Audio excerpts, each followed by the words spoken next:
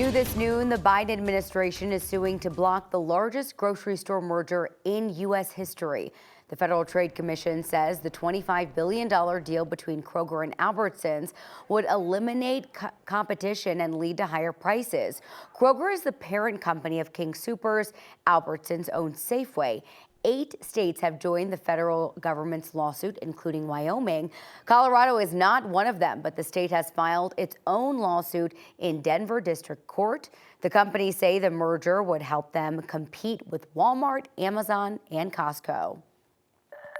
We want to take a live look around the state right now. We are certainly dealing with some wind across our area, especially in Boulder. That bottom left corner camera, you can really see those flags moving along, certainly seeing it in the metro as well. Chris Bianchi with us, because with those winds and warm weather like you were just talking about, of course, big risk for fire danger again. Yes, I will say a little bit of good news here, Erica, is that the amount of moisture in the air is a little bit higher today. Winds not quite as strong. So again, that's not to mitigate that fire danger for today, but overall that risk is slightly lower today compared to what it was yesterday, but still there, still that high fire danger for today.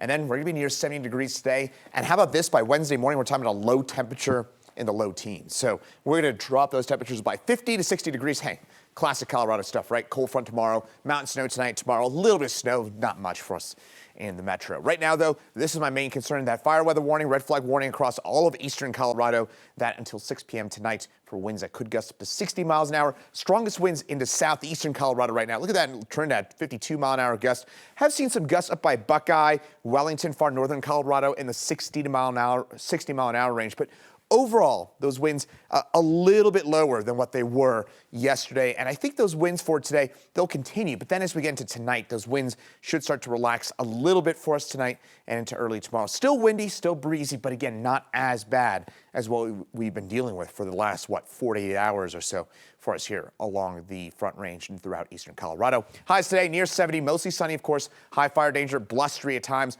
Highs today in the 60s and 70s. That's a little different, though, than what we're expecting for tomorrow. Next storm system on up into the high country. This one could bring us some of that snow for tomorrow. Those details coming up in your full forecast. Chris, thank you. It was a busy weekend around the state for fires, and of course, like Chris was talking about, that danger does continue today. Fort Carson is monitoring hot spots from a fire burning on their southeast training area. Firefighters say it's 700 acres and 80% contained. Another fire is burning on the south side of the Air Force Academy grounds. Nearly 170 acres have burned so far, and it is 20% contained. There are pre-evacuation warnings out, but thankfully no homes are in danger in that area. The fire is, though, getting very close to the Academy stables. And as Chris was just talking about, warm and windy conditions today mean red flag warnings across much of the metro. Crews with South Metro Fire are on alert with especially dry conditions. They're reminding everyone to be extra careful on days like today by not burning anything outside. On high wind days, Boulder County has a new program to stop any problematic open burns before they even start.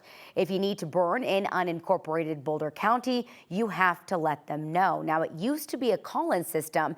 Now it's an online portal where you can submit an application.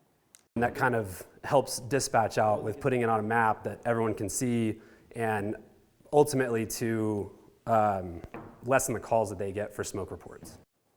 There are also plans for expansions to track things like Forest Service and ceremonial burns, and even connect to the wildfire camera systems across the county.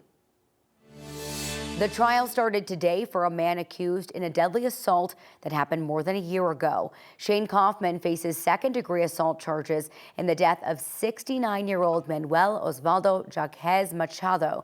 This happened on Christmas Day in 2022 at Thirsty Sports Pub in Thornton. Police say Jaquez Machado backed into another car. Words were exchanged between drivers. Then, according to court documents, he was punched and kicked after he was down. A cell phone led police to Kaufman. His trial is set to last most of the week. Today, the man accused of shooting and killing his roommate in Jeffco was scheduled to be in court this morning. Bobby Knapp was charged with first-degree murder. The shooting was in the Indian Hills neighborhood west of Morrison. Deputies first got a call Saturday afternoon from someone who claimed they were involved in the shooting. When deputies arrived, they found one man dead from a gunshot wound inside a house and another man in the driveway. We don't know what led up to that shooting. The Colorado Springs mother suspected of killing two of her young children was back in a London courtroom today. Kimberly Singler was arrested in the UK in December. NBC's Josh Letterman reports from London. Colorado mother Kimberly Singler back in court today here at Westminster Magistrates Court in London, where she appeared by video link wearing a short-sleeved striped shirt, a vest, with her hair pulled back for a brief hearing. The judge deciding to keep her in custody until her next hearing, which will be on March 25th. Now, she is being held at HMP Bronzefield, just west of London, which is the largest women's prison in the United Kingdom. And if she is extradited to the U.S., she will be facing 2 counts of first-degree murder, another count of attempted murder, as well as multiple child abuse charges. And the BBC has now obtained autopsy records from Colorado authorities that they say shows that her 2 children died of gunshot wounds and also had high levels of an antihistamine medicine in their system, which can be used as a sleeping medication. Now, this extradition process is likely to take a while. We don't actually have a date yet for when her formal extradition decision hearing will take place, but even if the court does rule that she should be extradited to the United States, that decision would then be sent to the British government to make a decision about whether to actually order her removal, her to be put on a plane and sent to the United States. There are multiple opportunities along the way for Kimberly Singler to appeal that process. And so at this point, it could be many months before Kimberly Singler is back in the U.S. to face charges in a Colorado court. Josh Letterman, NBC News, outside Westminster Magistrates Court in London. Denver Mayor Mike Johnston just announced his citywide goals for 2024. That started at 11:45 this morning. Given his goal to house 1,000 people last year, homelessness likely coming up again this year. What is unclear if his goals are changing because of what the city has spent on housing and helping migrants. We do know some of the things he wants to tackle are permit time and affordable housing. Right now, he's answering questions. Our Mark Salinger is there, and we'll have updates later today on Next with Kyle Clark at 6.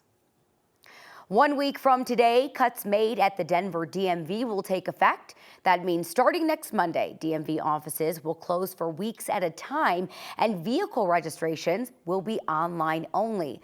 Other cuts have already taken effect at Denver's Parks and Rec Department. Put together, the city cut $5 million from those 2 departments. We're still waiting to hear whether the city will make more budget cuts to fund its migrant response. According to the city's dashboard, 51 migrants arrived in Denver on Sunday. Right now, more than 2,400 people are in city shelters, and the total number of migrants the city has helped is inching closer to 39,000. This Thursday, President Biden and former President Trump will both be at the U.S.-Mexico border. Biden is planning to travel to Brownsville, Texas. Trump is expected to give remarks in Eagle Pass, Texas. The trip comes as Biden considers executive action to restrict asylum access for migrants at the U.S. southern border if they cross illegally.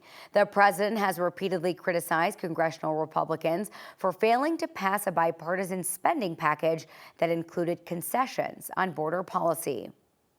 Former President Trump is appealing his $454 million civil fraud judgment.